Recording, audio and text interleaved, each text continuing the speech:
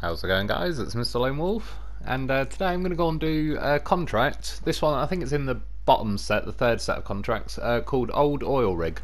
And thankfully, it doesn't actually do it in stages. It kind of says at the top of the list to deliver the drilling equipment first, but thankfully you can actually do like the stuff underneath, which is 2 wooden planks and 2 concrete blocks. So I've got 2 wooden planks and 1 concrete block there. I've got no concrete blocks left in that warehouse either, so I'm going to go across to the Burned Forest Gateway, to that warehouse up there to get the last concrete blocks, deliver it there, pick up the drilling equipment, go down to that gateway, and then I've got to take it to the railway station or whatever on Albany River. So not too bad, at least you can kind of do it in a bit of a sweeping round the map, so it's not that bad. Yeah, for this one I'm using the HX520. I've just shown you it's got like a, I don't know how new, but it's got to be fairly new paint job. It looks alright, it's kind of like a filming sort of theme. It's got like a, I don't know, countryside, rivery, lake theme going on the bonnet or the roof or whatever. It looks alright, it's not too bad. I'm not sure how long ago they added that, but again, I don't think it's that old, because the last time I used this HX520 was on it was on Phase 8. It was on, I think, the Heartlands map. It was the, I can't remember what the mission was called now. You had to go and get like a was it like a big sewage tank or something? On it was the Heartlands map. You had to go to an institute. But yeah, that was the last time I used the HX520. And to be honest, the mission was pretty crap anyway. It's one of the only missions I didn't end up making a video on, just because originally I set off with a HX520, but you have to go across 2 maps to get to like just a checkpoint that then tells you need to go and pick up this sewerage thing or whatever it was, but it didn't tell you that it's a 5-slot cargo and all the rest of it. So I brought a HX520, I brought a ramped flatbed. That wasn't enough, so I kind of aborted the mission that night. I tried it another night with the P512 PF, and then ended up getting stuck on some stupid bridge crossing thing on one of the levels. Yeah, and I just ended up, I did actually complete the mission in the end. I'm pretty certain I didn't make a video on it in the end anyway. But yeah, I wasn't too much of a fan of this HX520 when we originally got it. I think it was Phase 4, and it was too, like, that phase in general was just too much of a meaty phase really for this truck. It wasn't too happy. It's more at home on stuff like Michigan, so I kind of figured this new phase is kind of Michigan-y-ish.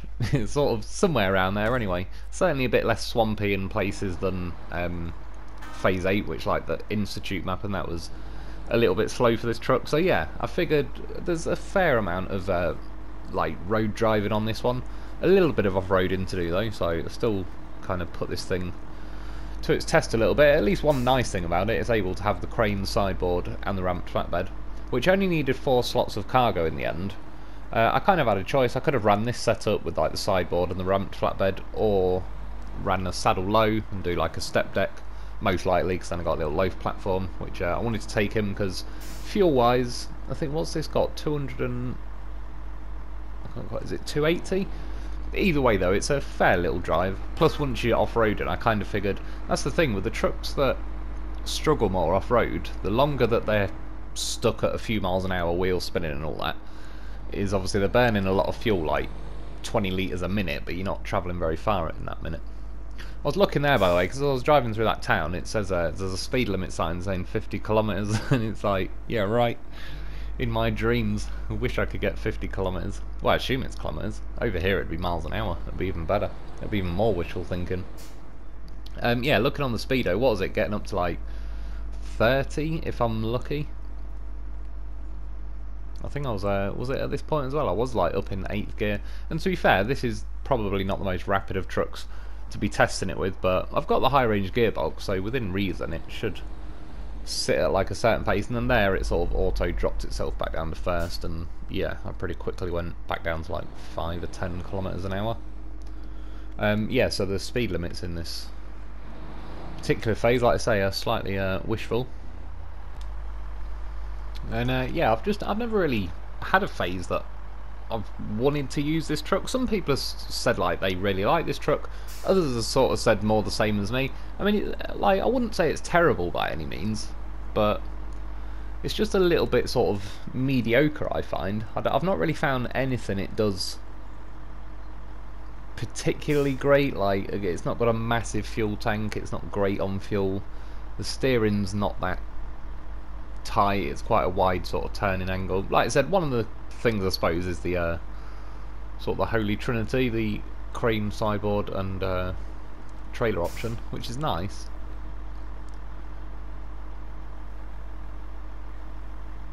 So even now in high gear, although I think that is sort of every truck at the minute going on in this phase. Sometimes though, after that roundabout, when you go along these double bridges, it kind of lets you into 8th gear down here, kind of where my Bandit's parked up further up here is about where it gets a little bit erratic. Kind of as you go into the corner, you get a good bit of speed going, hence why I was sort of watching the speedo again. But yeah, probably 30 if I'm lucky. It's about now, as I went out the camera, you can see like the trailer drifting, so I was going fast enough for that to happen anyway.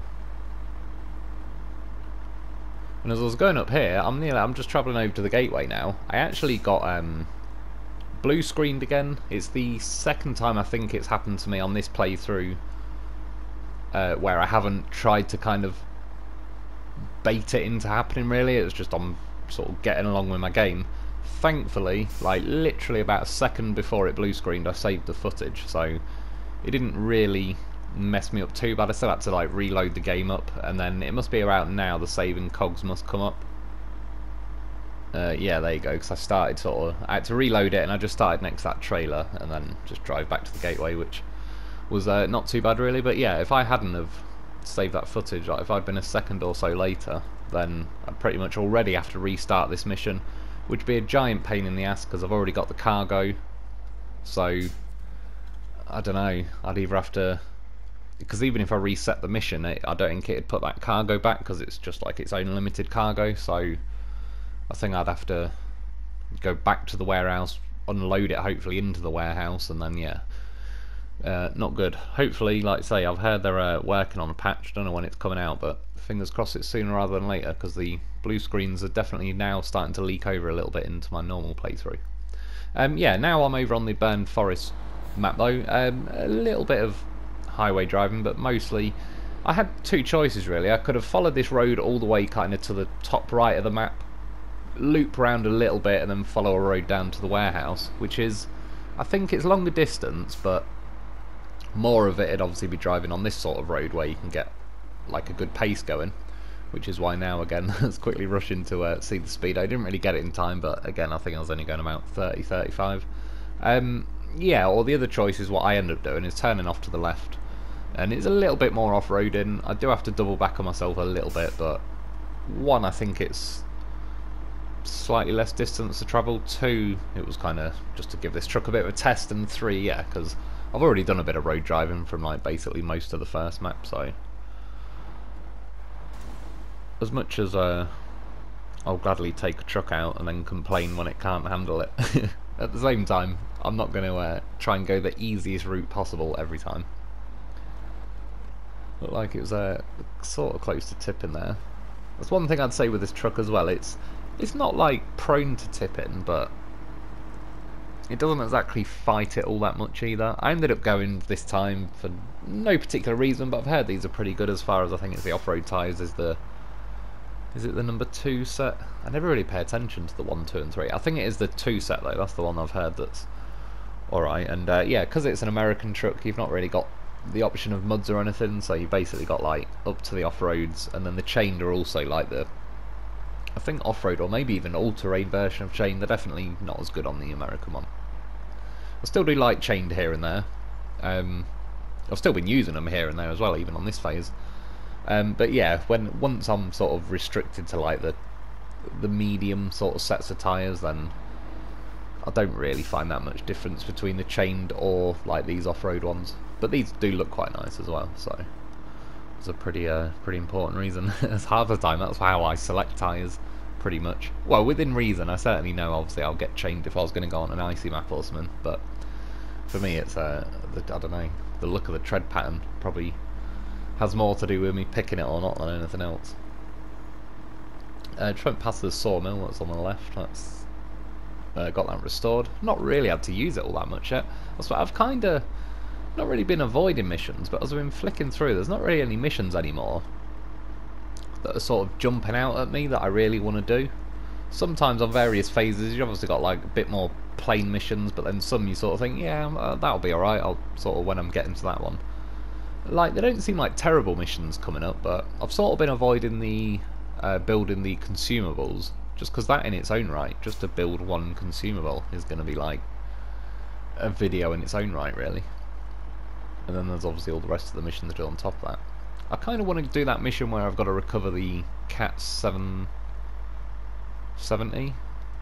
Yeah, 770G, like the old original one in the game, and the twin steer, but they're both to separate places, so again that's going to be a bit of a long mission. Just, it'd almost be nice if they broke that up into two separate missions, because recovering them in their own right is not too bad. I sort of kind of like recovery missions on this game, but if one of them's a Cat 770G, I know that even if you had like a, I don't know, like a broken physics level of truck, it's going to be pulling that thing pretty slow, just because that's slow even on the best of days. And then yeah, taking the twin steer as well on the Burned Forest map to the quarry, which is a bit of a kind of windy, awkward road to there. So I'll yeah, when I've got a nice bit of time, I'll get that done. There's a couple of reviews as well. I still need to get around to. Thankfully, I've done the Derry and the new Zix. It's very close there to tipping. I think the old the goddamn horse saved me there, because as it kind of sprang, it flicked back the other way, and I think that kind of was just enough to stop me flinging over there. I have actually got an autonomous winch though on this loaf, so it would have absolutely guaranteed managed to escape. And yeah, this thing weighs not a lot really. I would have been able to tip it no problem, so we would have got out of there. And I've got a crane, so I could have all reloaded the cargo on that. I might not have even done the old cheat and quit and reload method at that point. Might have even gone for the old school manual reloading. Yeah, I've had to come all the way to this bloody warehouse just to get one more concrete block. I think at this point, I mean, like I say, that's where you can do this mission the same as me, assuming that you've done the other missions similar enough to where you've like taken the right materials, or you might end up having concrete blocks at like different warehouse points. But for the most part, I mean, the first warehouse I went to is kind of just outside the garage really. The second one I sort of drove past, that was just where I was testing the steering and the trailer drifted and that. That did have concrete blocks, but I've used them for previous missions. So for the most part, it might need like a slight modification to what I'm doing now, but yeah, that's why, like I said, overall, at least I suppose they did add the at the railway station on the Albany River map, you've got like most of the stuff we need on this map is like in unlimited supply there, which is good thinking on their behalf as well, really, because in the past when they've done limited cargo, the problem is if you get any glitches going on, if some cargo glitches, your trailer glitches or anything, it's like, and then you don't have enough cargo to finish the mission. I'm sure you can send them an email and blah blah blah, but there probably isn't going to be a good answer back from it. You're probably going to end up being like, yeah, you're going to have to delete your save and start again or something.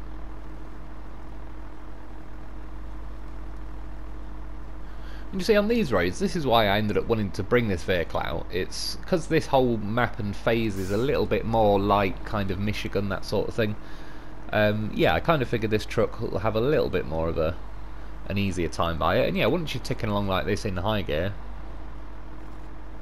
you can see as much as I can here and there. I'm trying to cut corners on like the boggy bits of the map there. Just about made it through in high gear there, because this thing's definitely got not only not enough power, but I think just the vehicle doesn't weigh a lot, so when you get stuck in the boggy bits, it just doesn't really put much effort in. It just starts to wheel spin, and then it normally ends up kicking you out of high gear, to be fair. This one's not as lenient as something like that Tatra Phoenix.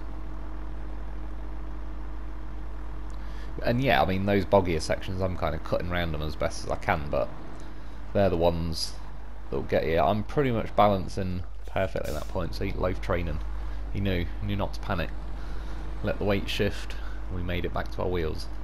And at this point I was just being lazy. I could have reversed up, but I was like, nope, we're driving over these rocks now, game. There's nothing you can do to stop me.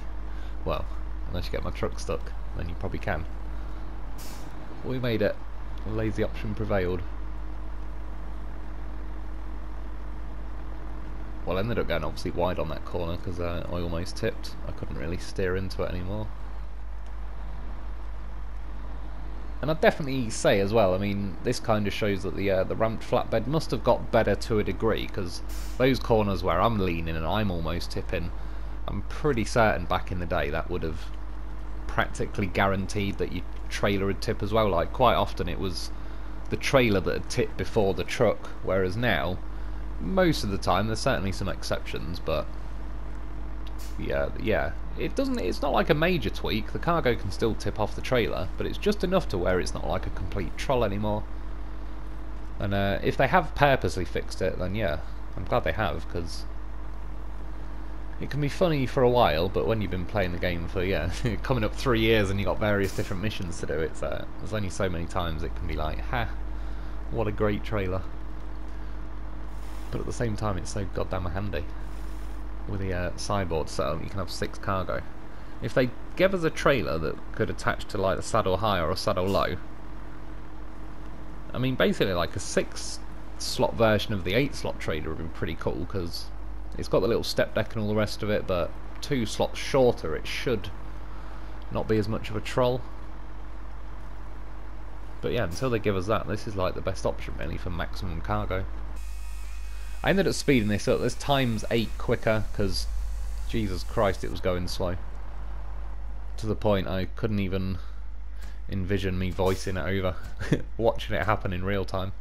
Yeah, drop those materials off. Kind of, I don't know, there's like a gigantic yellow square kind of around that drilling rig thing. Yeah, slowly creep your way through the water, which I'd times that by 8 as well, just to hurry that one up. Drilling equipment, so that's kind of the main reason I had to bring at least a like a 4-slot trailer. For example, like in terms of cargo, I've only got a maximum of 4 slots I needed, so I could have brought a sideboard and a 2-slot trailer, but you need at least a 4-slot trailer to pack this on, so it'll accept it when you go and drop it off. I'll do a little edit here because the crane is just too weak. I can barely lift it. It wouldn't let me pack the cargo, it's saying impossible, so I was just more slowly scraping it along the trailer at a snail's pace. I mean, at least sort of jackknifing the trailer a bit like that, whatever it is. Probably jackknifing is probably not the realistic term, but you know what I mean. It's yeah, we got it packed. Yeah, that's what she said. And then now I kind of just, as a bit of a shortcut, I was looking up here, it doesn't really look like there's a road going along there, but to cut up to the next road and then kind of through a muddy section, yeah, going to like the southern gateway on Burn Forest.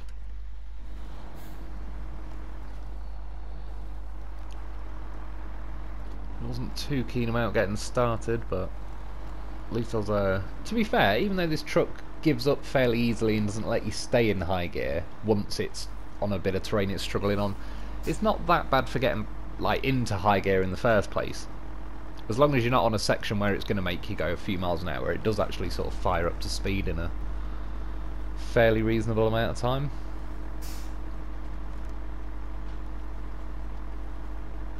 And yeah, you can see there is, I didn't realise, but there is actually like little sort of tracks running up here, so it is kind of officially a road. It doesn't show up on the map as such. And there's a little bit of a sort of tight S-bend going on here that makes things a little bit awkward. And yeah, you just, I mean, stronger trucks like Taiga, the Vorons, that sort of stuff, just have enough power now to get out of here. I do believe it's probably a rock that's kind of propped up against one of my rear axles, which, yeah, this truck's not too much of a fan of climbing over them, really. And you see there, like, the turning circle's a little bit on the wide side, but I'll use all the room I've got.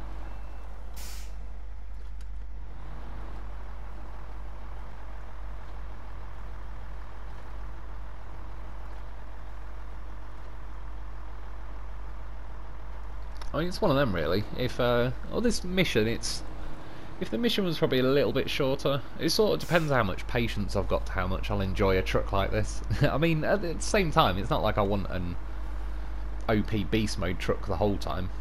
But yeah, I'm just saying, like, this thing's definitely got limitations. Bearing in mind, I've only got, like, well, it is a 4-slot piece of cargo, but I've only got 1 bit of cargo now, and it's feeling it a little bit.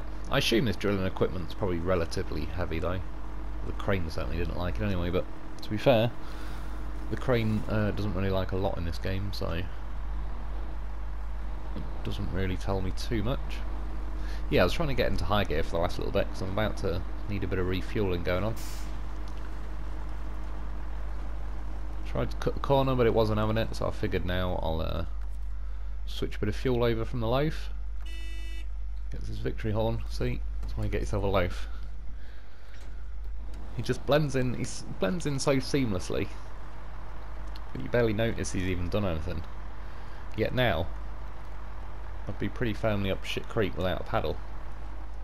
If I didn't have the Lo4f, because I'd be out of fuel, and I don't think there's any fuel thing nearby particularly. I basically have to, I don't know, either select one of the old trucks I've left on the map, or go back to the garage and bring a truck all the way over for fuel. Yeah, as I went around the corner, the trailer tipped. So like I say, it's not infallible completely, but it's not ridiculous. Well, I say that, and then obviously it's been a bit of a long beast. Yeah, that's what she said. Yeah, to get this bloody cargo back on. Thankfully, it wasn't being too awkward with saying impossible to pack and all that. But then started driving forward, and the trailer started leaning again. I already knew at this point. I was like, it's going to happen. So I edited that bit out. I mean, identical. Just put it back on with the crane again. This time I just did a winch from the kind of front left corner of the trailer to that tree over there, just so it can't lean while I get it sort of out that ditch a little bit. Just enough. There's some dog outside going mad at some cows on the time of his life. It's like one of them modes that's sort of barking at the cows from the other side of the hedge. You always like to see them videos on YouTube where two dogs are barking at each other and then they move the gate out of the way and they're both like, what? I didn't say nothing. Put the gate back in the way and they go mad again. That's probably what that dog's like. Oh yeah, I've seen that guy as well with that fluorescent jacket that keeps flying past the left hand side of my TV, but I've never seen him pop out the right hand side. I seen him the other day by pure chance, and yeah, someone on a bike. It's pretty slippery, pretty quick. He goes flying. He sort of drops down a bit. That's why I couldn't see him pop out the other side. This all makes sense now. Well, unless you didn't see the video of where I went on about that, and then you're like, what the hell am I on about? Yeah, you can see sections like this. This is sort of a boggy bit I can't really avoid, and pretty slow. Not a whole lot I can do. You can just hear the lack of revs. I know I'm in the low range, but I mean, again, trucks don't work like that, do they? Like, even though I'm in low range, I'd still have access to all of my revs. I'm just in a lower gear ratio. And I know the game obviously has to, like, maybe tweak it around a bit, but yeah, they could do with quite a few trucks just giving it a little bit extra revs in the low range, because you can see now with the wheels, they're just kind of doing that little juddery motion where I never really like seeing that, because it basically says like there's not enough power going through to them. And the fact that it's a low gear, if anything, you think really in real life, like, the sacrifice is the slower speed, but if anything, that's the point of going to a lower gear. You're getting like more torque. If anything, that's when the wheels should keep spinning, not stop spinning. But we got out of that. I did a bit of fast forwarding again just because it was pretty slow but inevitable. Back in high gear, tried to cut this corner. Not quite.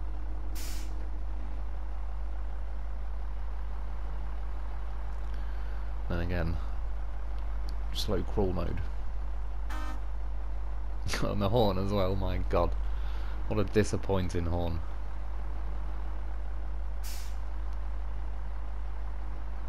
That was the wrong time to be honking it. I needed to hear a bit of enthusiasm from the truck then, but that was not it. It's time to fire out some winches.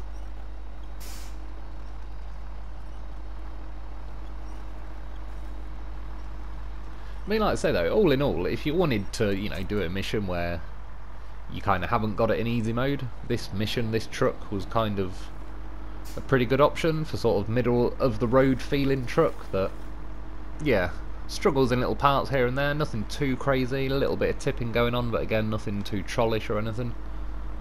Just kind of gets the mission done, but a little bit, just a little bit slower and, yeah, I was going to say more stretched out, but It's far too risky to be saying that with my mind.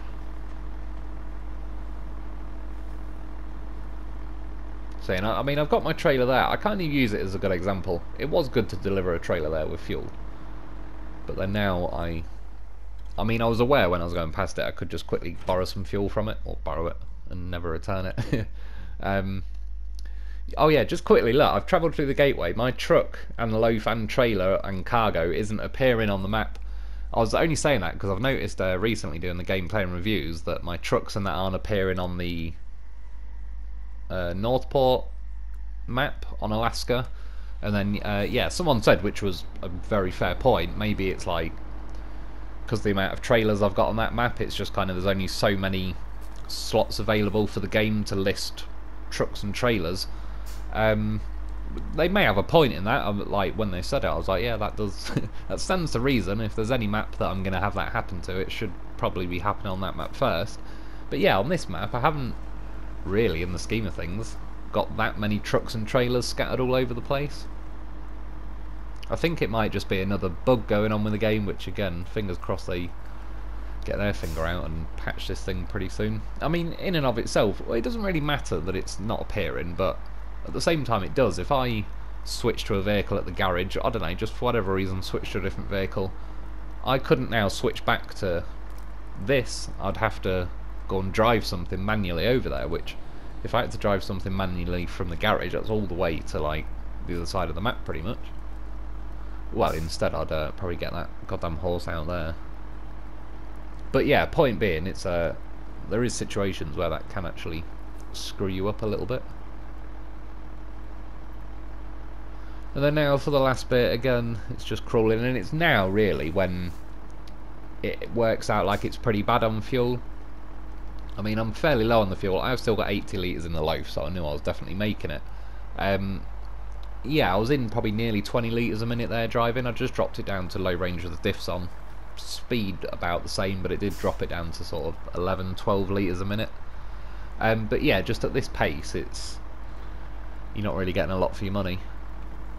Whereas, say, yeah, something like the Dolphin, smaller fuel tank, but that'd pretty much guaranteed be in high range now, flying along to where, yeah, I'd probably be on 25 litres a minute, but I'd probably be going like 3 to 5 times faster. Finally, I used like the edge of the road, really, sort of off the road. Build it up into high gear. It was close, nearly kicked me out of it about now. Keep it pinned though, fingers crossed.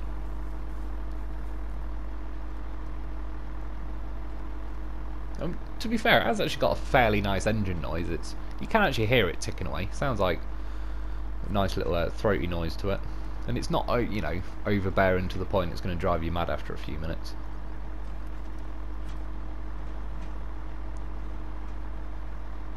But yeah, I mean, in terms of like ranking of all the vehicles, I don't know. It's got to sit somewhere around mid-range, really. But anyway, yeah, get this dropped off. There's nothing really to this mission. You just get it done. It's another one for the sake of it, really. I think the money's not too bad, though. Yeah, that's it, really. That's another one in the bag. That's about it for today. Yeah, I hope you enjoyed. I hope that helps. Thanks for watching. Thanks to my Patreon members. Get yourself a loaf, because he's got damn beef. He saved me bacon again. And I'll be back soon.